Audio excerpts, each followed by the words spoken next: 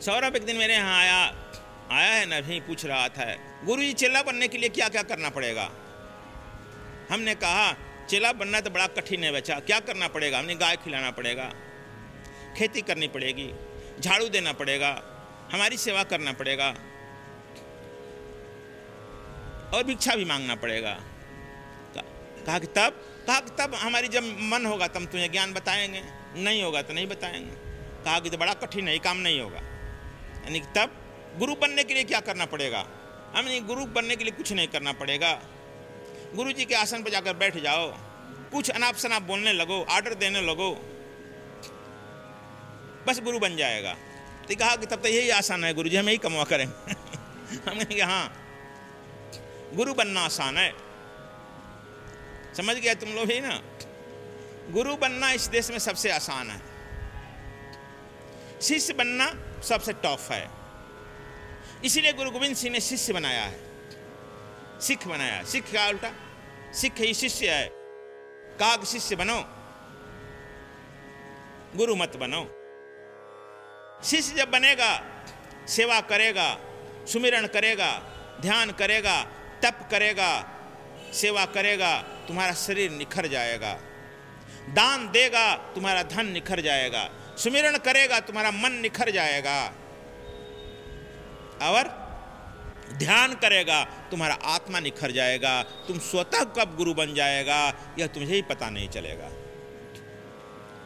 बनावटी गुरु क्यों बन रहा है? आज बनावटी गुरु की भीड़ हो गई है ना, सदैव रहती है भीड़, अभी भी है।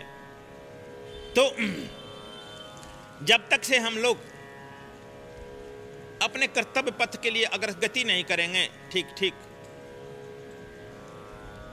तब तक से हम में गुरुत्व नहीं उतरेगा। तुम लोगों को अपने आदर्श को अपने तय करना होगा, एम एंड ऑब्जेक्ट को अपना तय करना पड़ेगा। जो हमने साधना करा दिया उसको अपने में उतार लो। यदि तुम उतार लेता है तुम्हें गुरु तत्व उतर जाता है। यदि तुम इसे नहीं उतार पाते हो तब यह तुम्हारे ऊपर डिपेंड करता है। यह बात ठीक है, एक हाथ से तू करेगा, दूसरे हाथ से तू पाएगा, बिना किए नहीं मिलेगा। हमने सुदामा की इतनी बड़ी कथा इसलिए सुनाया, उसका वस्त्र और अन्न ले लिया, बात बस इतना ही है। और सुदामा का अन्न और वस्त्र छीन गया। उसका 2 मुट्ठी के 4 मुट्ठी जोड़ करके उसे वापस करना पड़ा। और वह जैसे ही परमात्मा का अंश हुआ, हालांकि यह नहीं कि उस परमात्मा को इसके लिए बहुत कमी हो जाती, द्वारिका में इसके लिए कमी थी, हालांकि यह तो बहुत महंगा सौदा पड़ा ना उनको। परमात्मा प्रत्यक्ष कुछ नहीं देता है, गुरु और गोविंद प्रत्यक्ष कुछ नहीं देता है। वस्त्र भी उतरवा लिया, और जब प्रत्यक्ष तुझे देने लगेगा, प्रत्यक्ष तुम लेने लगेगा, तब तुम्हारा भाग समझ लो कि खुल नहीं सकता है। जब तुम परोक्ष लेगा, वह इस तरह से हाथ उठाता है, आशीर्वाद देता है। एक तुमने हाँ लगाया है, 1 सुने जाएगा 10 हो जाएगा, यदि 2 सुने जाएगा 100 होगा, 3 सुन जाएगा 1000 होगा। लेकिन लगाना तो पड़ेगा तुझे ही। 1 लगाया कि 10 लगाया कि 100 लगाया कि 1000 लगाया, उसी के अनुपात में होगा। यह नहीं है कि अलग से हो जाएगा, अलग से कोई सामर्थ्य नहीं है। इसीलिए परमात्मा को भी देखा, प्रत्यक्ष लेना पड़ा और परोक्ष सुदामा को देना पड़ा। लेगा प्रत्यक्ष, देगा परोक्ष। तुम लोग कहे कि नहीं गुरुजी हमें उसमें विश्वास नहीं है ना। गुजरात से आया है कि राजस्थान से आया है, एक गुजरात की राजमाता थी मीणला देवी, नाम सुना है मीणला देवी? गुजरात की एक राजमाता थी मीणला देवी। मीणला देवी सोमनाथ का मंदिर का दर्शन करने आई, और उस जमाने में 1.25 करोड़ रुपये सिक्का, सोने का सिक्का होता था ना, 1.25 करोड़ सोने का सिक्का चढ़ाई। 1.25 करोड़। तुम लोग तो लेके जाएगा 10 रुपया, इधर से खुदरा करा के 2-2 रुपया ले गया था। बाहर खुदरा बिकता है ना, 1 रुपया 2 रुपया, और अठन्नी खुदरा करा लेगा और यहीं से अठन्नी से मारेगा, ट्राक से जाकर सोमनाथ के कपार पर टन दे लग जाए, और फिर यहाँ से बोलेगा जय सोमनाथ, है ना। यहाँ भी गुरु जी का दिखता है कि अठन्नी लेके कहते 10 बार ठोकता है, यहाँ पर पैर पर ठोकेगा, फिर यहाँ ठोकेगा कपार, यही करता है ना। वहां भी वह मृणला देवी जब 1.25 करोड़ रुपया का दान चढ़ाई सोमनाथ का, और उसका लड़का जो है मां के तीर्थ यात्रा के उपरांत में लाखों करोड़ों का जो है लगान माफ कर दिया गरीबों का, और गरीबों में बहुत धन मुहैया किया। मृणला देवी बड़ी खुश हुई, प्रसन्न हुई कि हमने दान दिया। रात में जब सोई तो सोमनाथ प्रकट हुए, कहे कि मृणला देवी, एक गरीब ब्राह्मणी आई है हमारे मंदिर में, उसे थोड़ा पुण्य मांग लो। कहा कि अरे प्रभु, हमने इतना दान किया, कोई पुण्य नहीं। कहा कि नहीं, तुम तो कुछ पुण्य किया ही नहीं। काशी से एक गरीब ब्राह्मणी आई है, वस्त्र उसका फटा हुआ है, सुबह मेरी पूजा करने आएगी, उसको पकड़ लेना, उसे पुण्य थोड़ा मांग लो। मृणला देवी बड़ी बेचैन हो गई, इतना हमने दान दिया, हमारा लड़का दान दिया, तुमको मान लो कि 1000 करोड़ है, 1 अरब करोड़ है, उसमें से 1 करोड़ दान कर दिया, क्या % हुआ?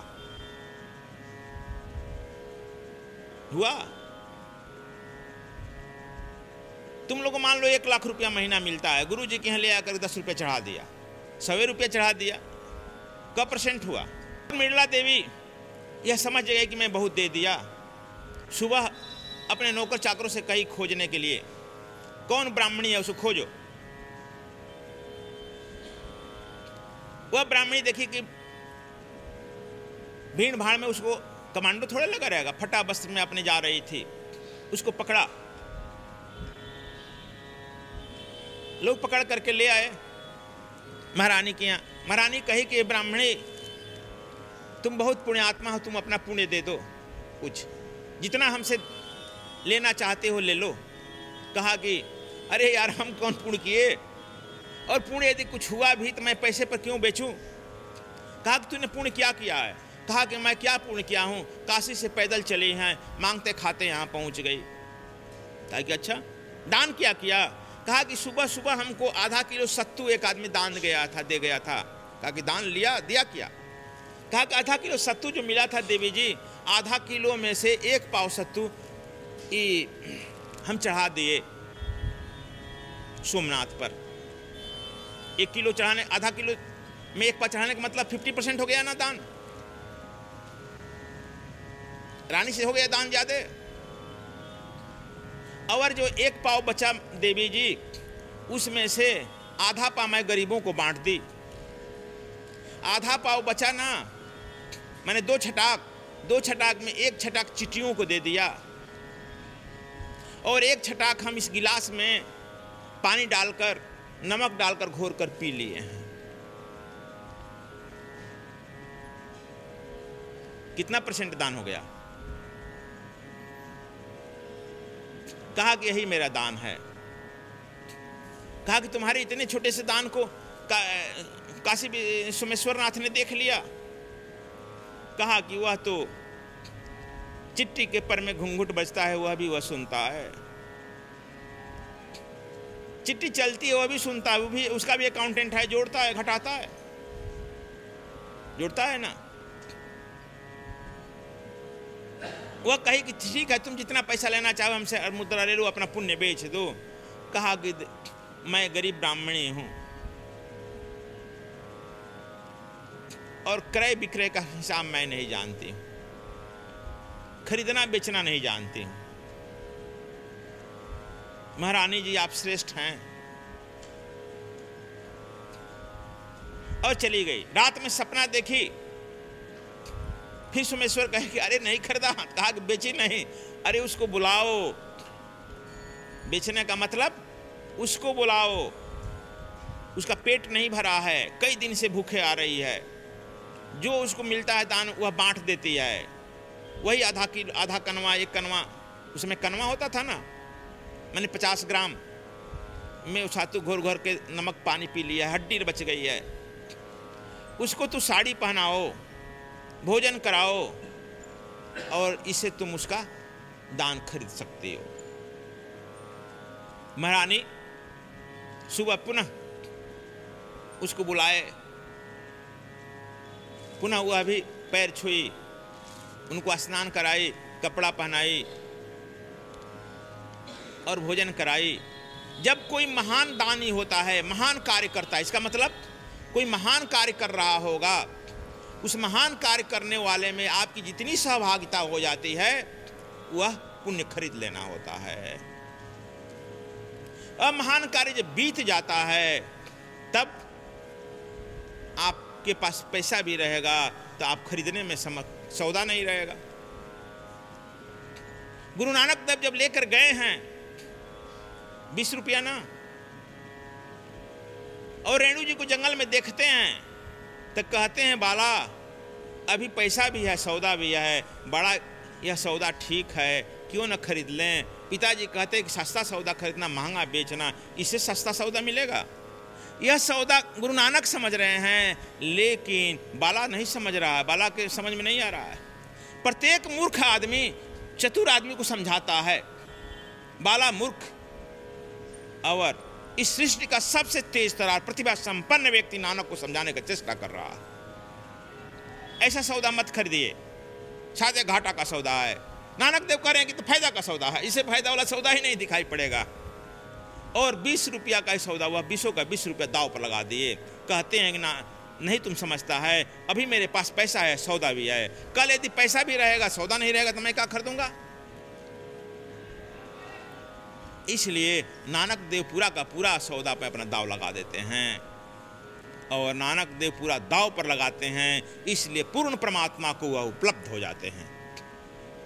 इसलिए जब तक से तुम लोग भी अपने पूर्णत्व को, पूर्णा को दाव पर नहीं लगाएगा, तब तक से उस पूर्ण को कैसे प्राप्त करेगा। वह पूर्ण है, पूर्ण को प्राप्त करने के लिए पूर्ण दाव पर लगाया जाता है, और तब वह पूर्ण को तुम उपलब्ध हो जाते हो। आज तुम लोगों ने इस पूर्णता के बारे में जो सुना है, जाना है,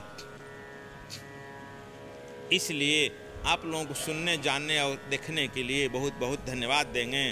और जो कहा है कि गुरु जी को झेलना पड़ता है, झेलने वाले के लिए विशेष धन्यवाद देंगे। आप लोगों के हृदय में बैठे हुए उस परमपिता परमात्मा को मेरा प्रणाम है।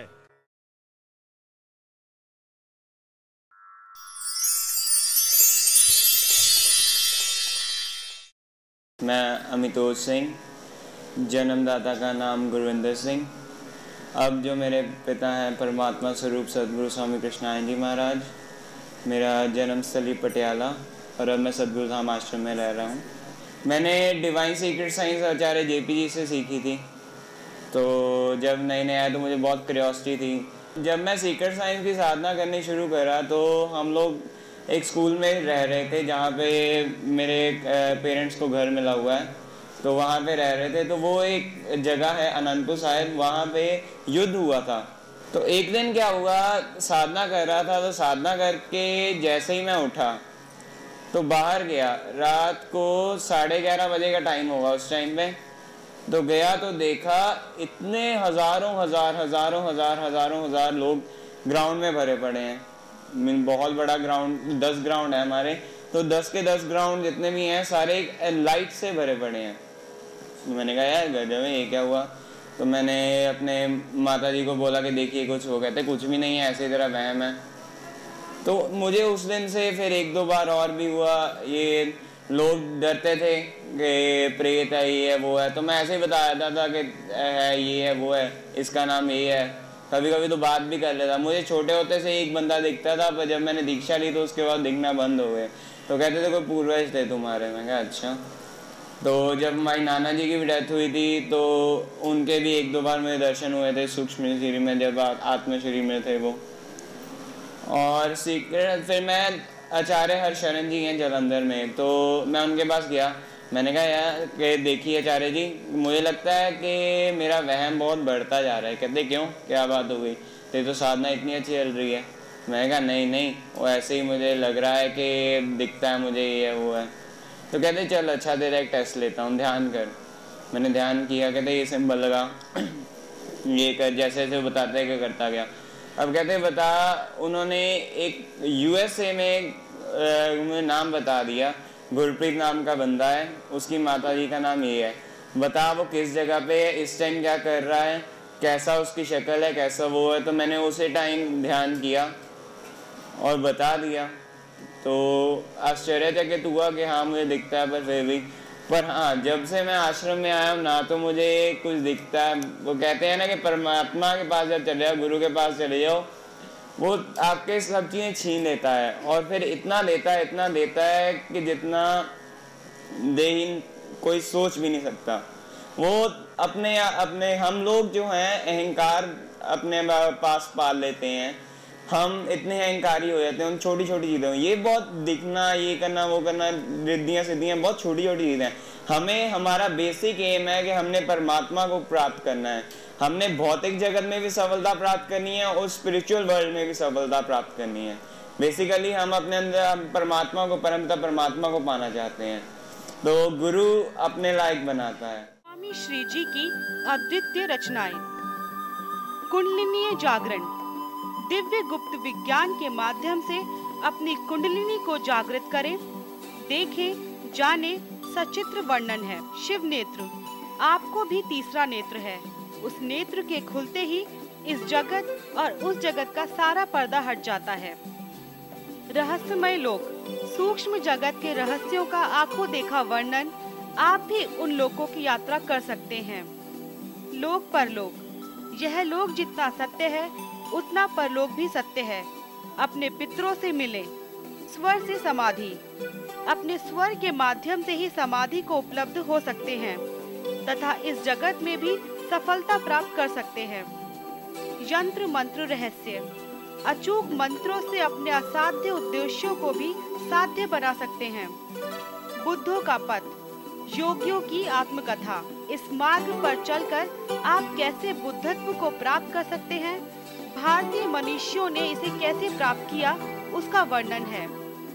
कबीर गुरु बसे बनारसी, मेरे राम, मर्यादा पुरुषोत्तम राम ने उत्तर से दक्षिण की यात्रा की तथा परिवार, समाज एवं राष्ट्र के आध्यात्मिक गठन किया।